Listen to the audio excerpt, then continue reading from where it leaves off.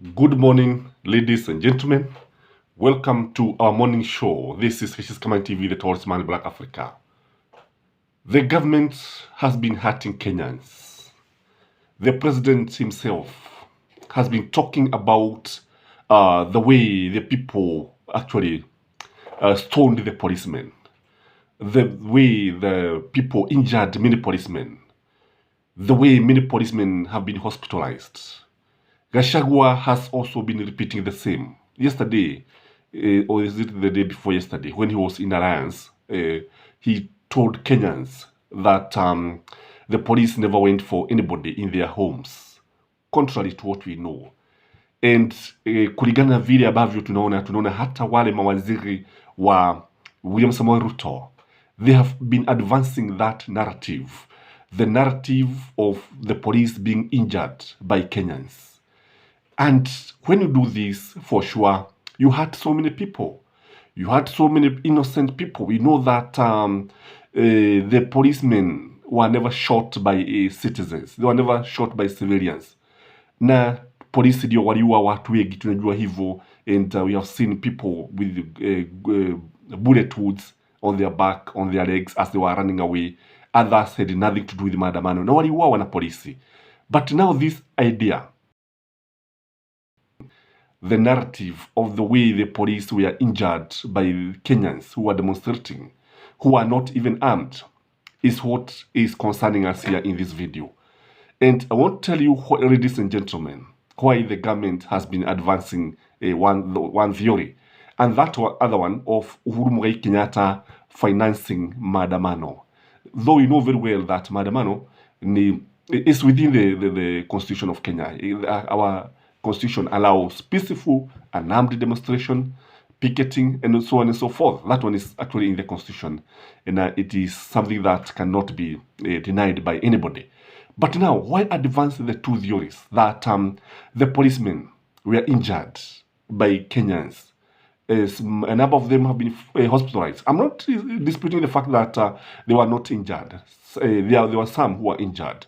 But the people who carried bullet wounds, the people who went to the graves, are mostly Azimio supporters. All of them are Azimio supporters. The people who have suffered most ni Azimio supporters. That is the truth of the matter. Now, the main reason why the two narratives are being advanced and are very, very coordinated, because you look at it, they are very much coordinated from the highest office to the lowest office in the government. You realize the aim is to take Raila Amolo Odinga and UHURU Kenyatta to ICC. That is the truth of the matter. You know, when you finance the mass action that lead to massacre, when you finance and people die in large numbers, a huge number of people are displaced, then that one actually qualifies to go to ICC. Displacement of human and financing the maandamano ambayo yalisababisha vifo vingi sana, na itokee ya kwamba wale watu ambao walikuwa na walipia, the one that you are financing, wale ambao walikuwa na wafadhili ndio ambao walisababisha vifo hivi, then definitely it qualify to go to the ICC. But that is why you see that the government want to show that many policemen were injured, and they are doing this to counter Azimio's effort. Azimio has been collecting evidence, by the way. Azimio has been collecting evidence through video clips, through people who are injured in hospitals. They have been taking videos, they have been taking photos, they have been interviewing people, and they also want to take some people in the government to ICC. And that is what is worrying the government. That is what is worrying the government side, because Azimio seems to have a tight case, a prima facie case, a case that meets the threshold of ICC. Because you see, there was mass murder, that is the truth of the matter. People are not armed, that is the truth of the matter. They were shot in large numbers by the police, it is a fact. And when you look at it, the government is now protecting the police. The government is praising the police. That's the truth of the matter. So when you listen to what Azimio is doing, when you follow what Azimio is doing, you realize that the government is having sleepless nights. You realize that there are some people in government who are not sleeping. kwa sababu ya kuogopa hivi, kwa sababu ndio sasa unaona kila wakati ambapo rais anazungumza na naibu wake anazungumza, lazima wazungumzie suala hili, lazima wazungumzie suala hili kwamba walikuwa wale watu ambao waliuawa, wale watu ambao waliuawa na polisi ni watu ambao walikuwa wanang'ang'ana na polisi, ni watu ambao walikuwa wamejitolea hata kuwamaliza polisi, which is not true. And we know very well that we saw even trigger happy policemen ambao walikuwa wakiwa watu bila kujali mielekeo yao, bila kujali vile ambavyo kama watu, you see there's that guy I think Mwangi ambaye ninasikia ni mtu wa Mjego ambaye hata hakuwa katika shughuli za maandamano, but he died. That is the truth of the matter. Na watu hata watoto vile vile, you know, because you see that idea of even tear gassing school children, that idea of in fact a number of students fainted. That is the truth of the matter. They were tear gassed in school. That is the truth of the matter. And some of them were even hospitalized because they could not be able to breathe. That is the truth of the matter.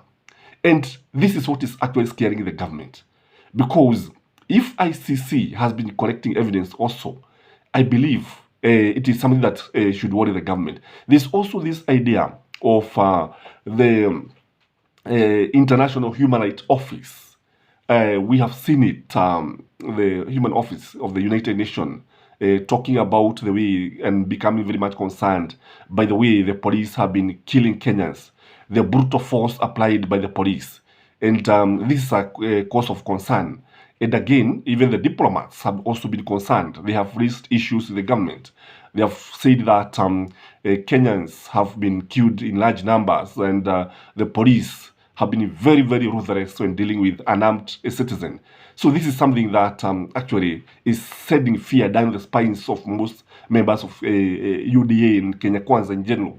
And that is why you see, well, they are coming out to defend something that does not even reach the ICC. Na kutokana na siasa hizi, nafikiri vile ambavyo wanajaribu kufanya hata wao, kwa sababu najua wataenda pale. And that is why you see they are trying to drag the name of UHURU KENYATTA, anafadhili, you are financing. They have been repeating that narrative.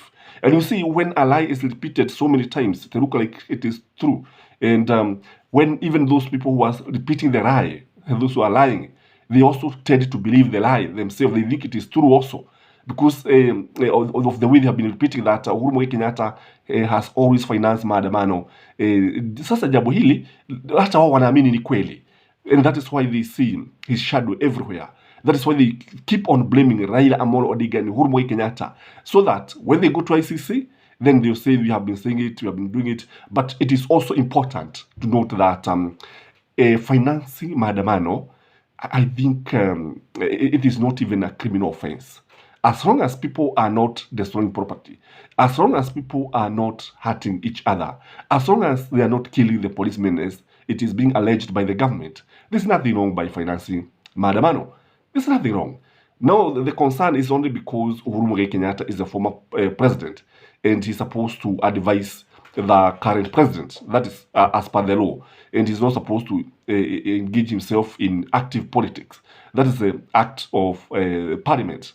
Na kusema ukweli, jambo hili ni jambo ambalo kwa sababu UHURU KENYATTA hakuwa anaonekana kana kwamba anataka kustaafu kwa sababu ya vile ambavyo alikuwa akijihusisha na mambo mengi. It is something that is not occurring well with the current administration. Na ndio sababu ukaona the advancing one that theory. Let me ask you just one question, ladies and gentlemen. Do you know of any policeman who was shot by the Azimio supporters? Do you know of any policeman who was attacked by the policemen, by the unarmed demonstrators? So mimi nimejaribu kuangalia, sijaona, isipokuwa kudio nimesema kuna polisi ambao walipigwa sana wananchi, they were injured, but this was in the process of throwing tear gas, and then the Kenyans would throw stones. That is what happened. But we did not see Kenyans killing a policeman. We only saw policemen killing Kenyans. I don't know what you think, but that is the narrative of police brutality and other short stories Have a blessed week ahead. Bye-bye.